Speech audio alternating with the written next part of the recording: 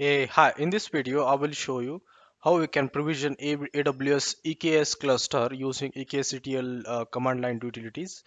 Okay, using AWS CLI tool. Okay, so before I walk you through the commands that we can use to provision the EKS cluster, so let me quickly walk you through the prerequisites. Okay, as you see in my screen, I have one URL. You can pause the video and copy this URL when you are watching this video. Yeah, so whereas there are the before I show you the required prerequisites, so let me explain that. So there are indeed only two prerequisites. One is you should have the AWS CLI installed, so that becomes a primary, very base level requirement. And on top of this AWS CLI installation, you should have two more command line utilities should be installed in your system. One is EKCTL and the other one is kubectl. Okay, so let me so this is the URL which guides you to how you can install the EKS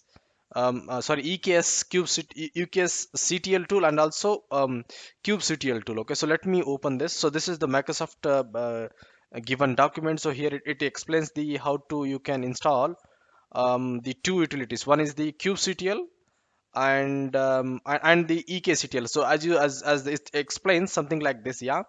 So it says that it's a command line tool working with the Kubernetes cluster. This guide requires that you should have the version 1.9, so something like that, yeah.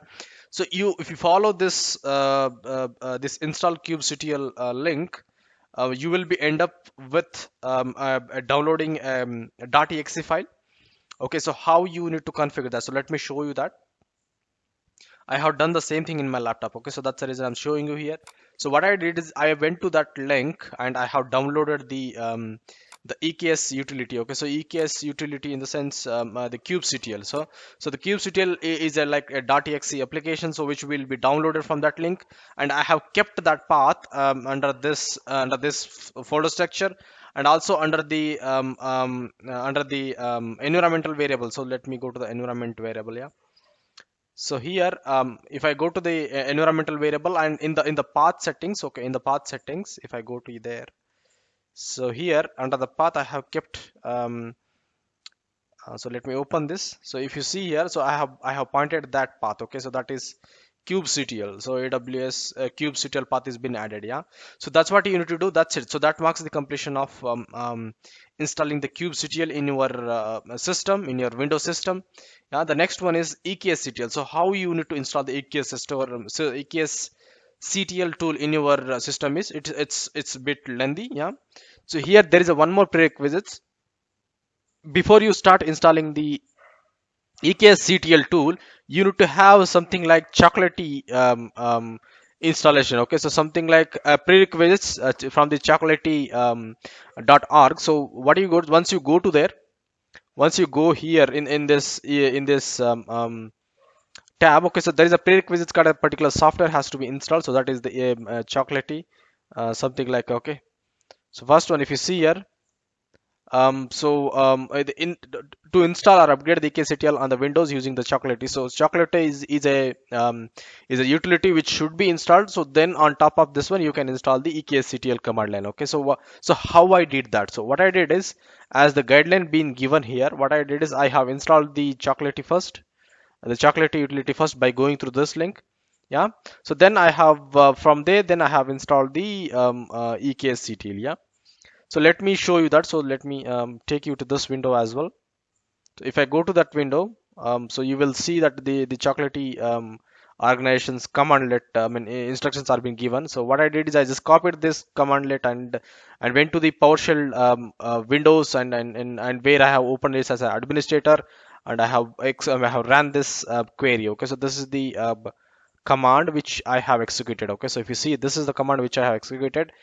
At the end it was at the end. Okay, so it takes some time. So this is the installation part of it. Okay, once the installation is successful of the chocolatey, then later I went and installed my the EKCTL. Okay, so choco is something like chocolatey is something like a prerequisite utility which will help you to install the EKS tool. Okay, yeah. So once the chocolatey packages are been installed, then you need to run the next command, that is the choco install -y -ekctls. Okay, so once that it gets installed, then automatically you will be able to install the EKSCTL. Yeah, so that's the next one.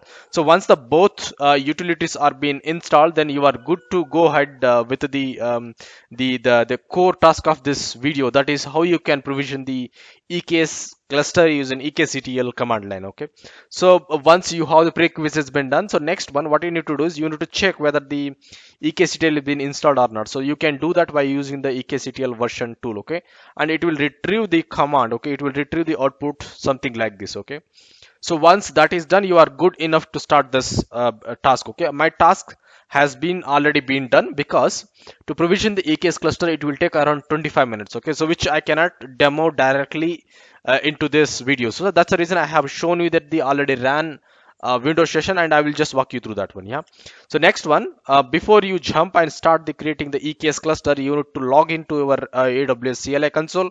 You can do that using the AWS config. Okay, so once you run that command AWS configure, you will be end up with providing the required access key, a secret key, and the reason and the output format that you are looking for. Yeah, so once that is been done, then nothing but you have set the context of AWS CLI command. Okay, so next command is, so let me, before I walk you through this code, so let me show you the next command. So here, this is the command.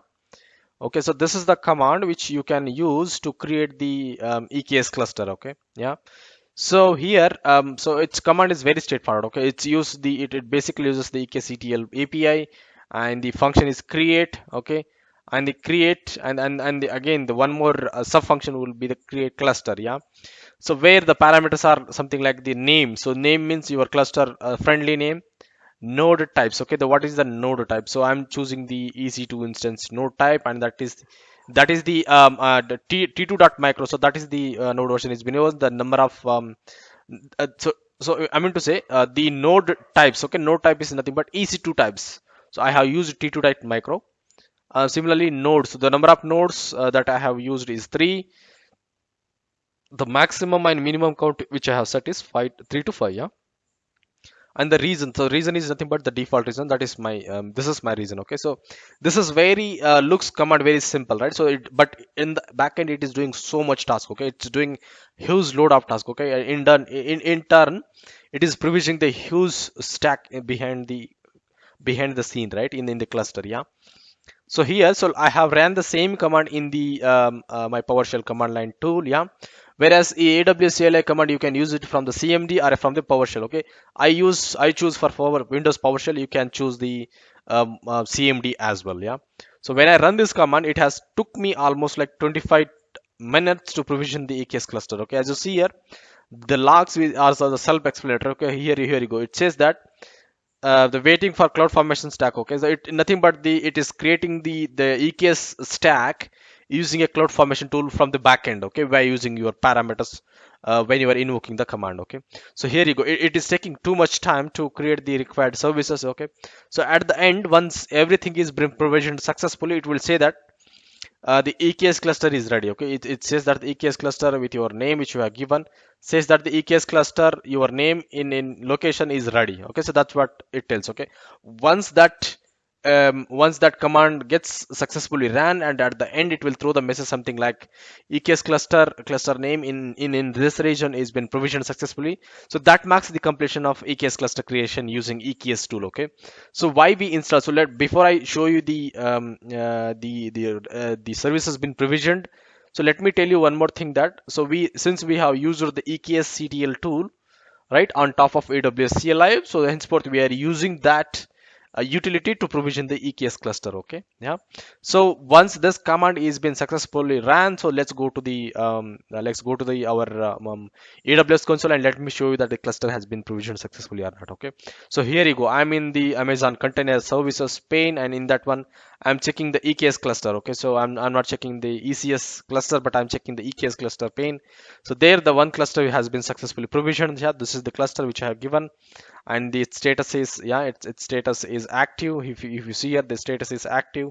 Yeah, and inside this, if you go and find the configurations, so those configurations replicates our what are we have been given. Yeah, so in the configurations, so these are the details which I have given. Yeah, and so here you go, the API server endpoint, the creation time, the authorization certificate, I am role, etc., etc. Okay? And then the compute, okay, compute we will be saving in the EC2 insert because we have updated that one, yeah. Then the networking option. So here you go. The networking is it has provision VPC to subnets, yeah. So it has provision to indeed four subnets and one security group, additional security group, yeah, and public access, and so many things, okay, indeed. So this is how the EKS cluster will look in once you have successfully provisioned the EKS cluster, okay. So now let me take you to the EC2 instances, okay. So let's see if our EKS cluster related EC2 instances have been provisioned or not, okay, because we have given the limit, starting point is three EKS instances, okay. So here you go, all the three EKS instances have been successfully provisioned, yeah, via that command letter, okay. It has given the naming convention as a standard naming convention from the AWS side itself, okay. And the instance type is t2.micro, okay. So that's what we can see it here. So now let me go to the VPC as well once, yeah. So if I go to the VPC, we should have one VPC. Inside that we should have four subnets in indeed, yeah. So let me take you to here. So here are the VPC. If you see, the VPC is already been provisioned successfully, and so okay, this is the name. So here you go. It's the same name. It has been given to it. And let me take you the subnets. Okay, so how many subnets are there under that one? So if I go here, so here you go. There are the four subnets has been created under that one. Okay, yeah. And so finally, yeah. Finally, we have successfully shown you everything. So okay, so that's how the you will end up with creating the EKS service. Okay, EKS cluster. Okay, now next step is how do you connect to that already created EKS cluster. Okay, so next step is about all about that one. So next one, to check if what to check the EKS cluster service status using EKSCTL tool. So you can do that using this commandlet which I have selected in the screen. So one is EKSCTL, then the get and the cluster. Okay, so that is it's doing the get operation on the cluster, and the name is the parameter name is your cluster name, and the region where your cluster is sitting. So if you give these parameters, it will show you the status, something like this. Okay, I have already ran that commandlet. Okay, so let me show you. So I have ran the kubectl. Okay, so I have ran the kubectl to check whether I have installed the kubectl or not. Indeed I have installed, so that's the reason it is showing that status. Okay, next one, the next command was the obvious command which I was to show you. So that is the EKSCTL get cluster hyphen hyphen name and the region, okay, to retrieve the status of the what is the status of the your EKS cluster, okay. So if you see here, so indeed it is just showing, it is just mimicking the whatever the data been shown in the in the AWS console, okay. So here it says that the status is active, the name is this one, the version, everything, and it is providing the subnet data, VPC data, yeah. Similarly, so I have ran the same command twice, okay, indeed. So you can take this the selected part as the expected input and outputs, okay. And the finally, so finally to get the nodes data as well. So okay, once you have successfully seen the status of your EKS cluster, you can also see the status of your parts, okay. It's a parts, okay, get kubectl part. So let me rewrite it. It's a part data, not a node data. We have seen the node is nothing but the EC2 instances which we have seen, right? That is the three instances. If you see here, so there are three nodes we have been given to create static, and whereas it can range from 3 to 5. So that's what we have defined in the commandlets, okay. And that's what it does. Now to get the EKS parts data, so how do you do that? So we can do that by running the same commandlets, okay. So the commandlet is something like this, okay. We use the kubectl get parts hyphen hyphen all, and the all namespace, nothing but, so in my AWS console or in my AWS account, so what are the parses are being running, okay, under the EKS cluster.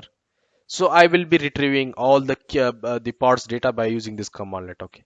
So I have just ran that commandlet, okay. So if you see, yes, in my screen, I ran that command, okay. At the end it has retrieved me somewhat big number of parts data, okay. So if you see here, all parts are belongs to kube system only, okay. So this is the parts data which I have got by running that command, okay, yeah. So that's it. This is the straightforward method that you can learn, and you can provision the EKS cluster using EKSCTL tool on top of AWS CLI. Okay. That's it. That's the we have successfully completed the aim of this video. So thank you for watching our videos, and kind request, please do subscribe my channel. That would really encourage me a lot. Okay, with that note, thank you, thanks a lot.